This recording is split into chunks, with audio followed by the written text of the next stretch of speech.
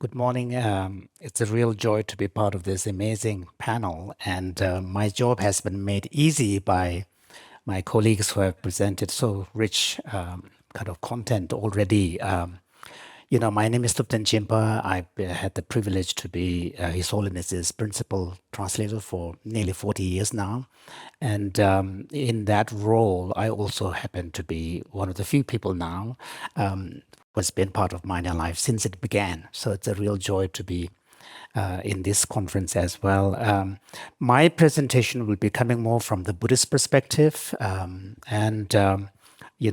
be speaking, in relation to narrative. I'll be speaking mostly about a few things. One is I want to invoke the principle of interdependence, which is a key principle in Buddhism, which is a key explanatory principle. And then I also want to kind of talk about what I see as a slippery slope of language in relation to AI and automation. And then I also want to talk about, one of the big debates that is going to come out of all of this is the nature of consciousness. How do we define consciousness? I want to bring the Buddhist perspective on that. And then I want to conclude by returning to compassion, because in the end, compassion has to be factored in. Because otherwise, why would we even invent something if it is not for humanity? So that's the kind of arc of my presentation. But before I get into that, I want to bring everybody's attention to something that I see as really core to any coherent systems of human creation, whether it is community, whether it is society. And there are three things which really need to relate to with each other. And I will call it the trio. So can I have the first slide? Yeah. So in almost every systems of ethics, whether religious or non-religious, humanistic, Buddhist, there's a recognition of an important relationship between knowledge and power on the one side and responsibility on the other. So the sign in the middle is therefore sign, which is a kind of a logical notation. Now, one of the most worrying aspects of the technology, the digital technology, and we saw that in the social media phenomenon and increasingly the AI industry, is really the connection between the knowledge and power on the one hand and responsibility on the other. Either there is no acknowledgement of responsibility, or it's very fuzzy and confused.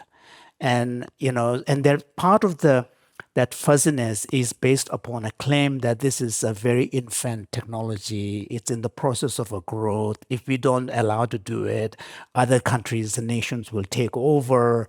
We are more liberal democratic values. We can be trusted. So there is all of that. So the responsibility is being shirked.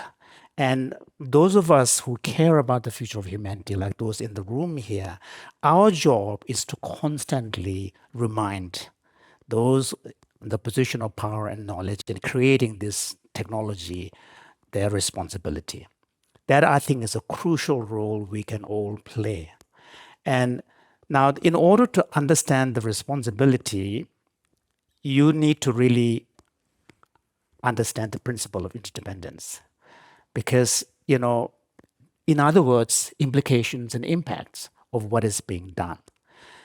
I, for one, believe that the emergence of AI today, partly a function of the increasing power of computation, machines and cloud systems, and all of this has really allowed this acceleration. And I'm not quite sure, whether I fully agree with you, Emily, whether this is yet another sophisticated level of automation, or whether there is a new reality that is emerging. I'm not quite sure yet. So in any case, a new reality is being created, and it's being created by a powerful forces with majority of us, 99.5% or 99.9% of us, we don't have a really say in this reality that is being created, which is going to, increasingly, when you open the computer up, AI application is being thrust upon us, and then often you don't see the, button that says switch it off. It's being shoved down under our throat, into our throat. So we are forced to live in this reality. If that is the case, then as consumers, as users, it's our responsibility to remind the responsibility. And for that, I think the implications, whether it is socio-economic implications, which is what worries me most, actually, the job losses and all of that, and who's going to be responsible for redressing that imbalance that is going to be created. There's a huge amount of implications. I think our job, whether it is philosophers, scientists, humanities scholars, or psychologists, our job is to remind constantly, shout, to really bring up this. So now the slippery slope is what worries me more in the immediate.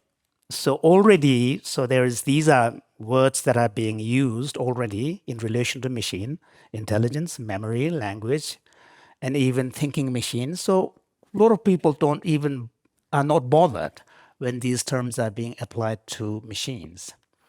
Now, there are other terms which are increasingly, gradually being appropriated, which is troublesome. Desire, intention, autonomy, or in philosophical language, we will call it free will, and sense of self. The fact that they're choosing to use first-person pronouns is in a kind of a implicit, sort of surreptitious way of getting into personhood, into the machine.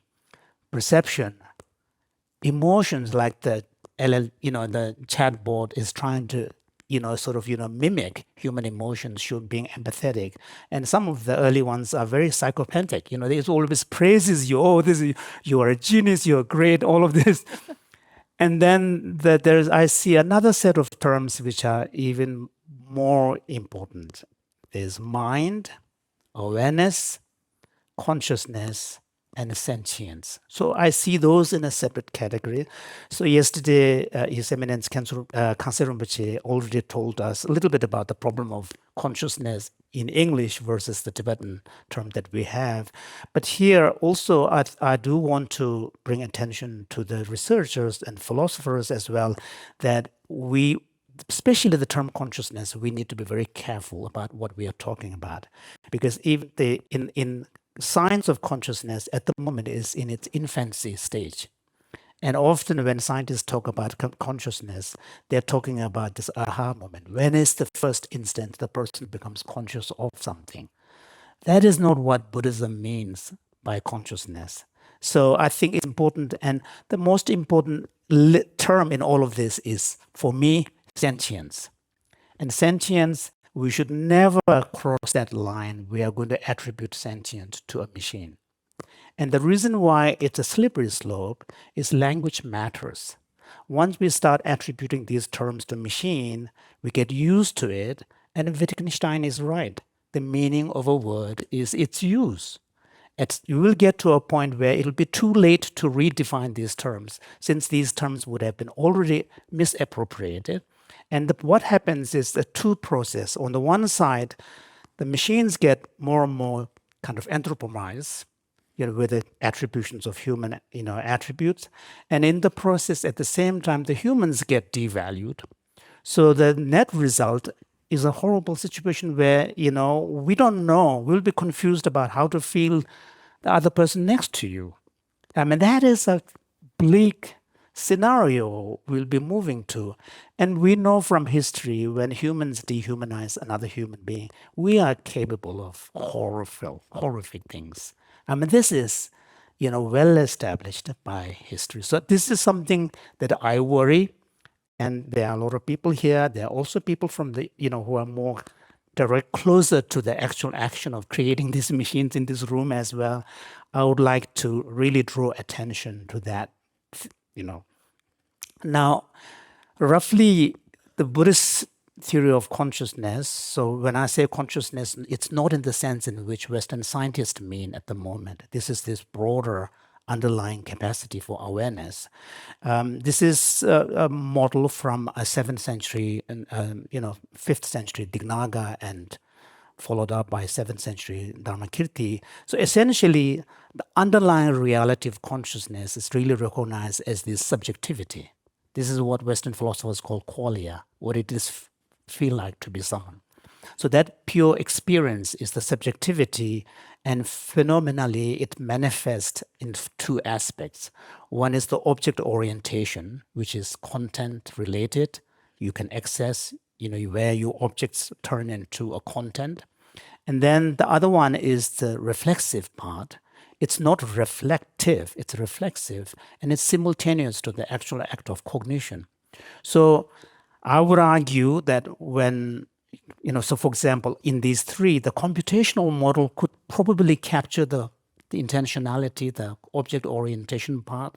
But at this point, conceptually, I can't see how the subjectivity and the reflexivity could be captured in a computational model or any theory of consciousness that is AI. And for the benefit of my Tibetan colleagues, where I'm getting these things, I just wanted to put the citations there, so I don't need to read this. The point I'm trying to make is that since how AI sort of moves in whatever direction, where the debate on the consciousness lands matters a lot to entire humanity. I think the resources that should be tapped into should not be confined just to Western, kind of dominant Western ideas. And particularly when it comes to, natural mind and consciousness, Buddhism is really rich. And to ignore that would be a tremendous loss, not just for the Buddhists, but for the entire humanity. So that's a main point I'm trying to raise. Now, in the end, I think all of this has to be underpinned by compassion. And compassion is a tricky word because we tend to use compassion primarily in concrete terms of an individual human's feeling towards another human being. But compassion can also be attributed to a kind of a systems or society where compassion can be taken as a standpoint from which we see things, which view things. So, and one of the important, aspects of that in a system or a society is that any system that is compassionate needs to have a mindset where a special attention is being paid to the vulnerable. And that is a fundamental requirement of a system that is compassionate. And then compassion is also one of the most powerful moral anchor. If you're confused what to do, what is the right thing, ask what is the most compassionate thing to do here. And it should be a guiding principle. It also should be in terms of measurement of evaluating whether it's going on the right direction or wrong direction. Compassion should play an important role.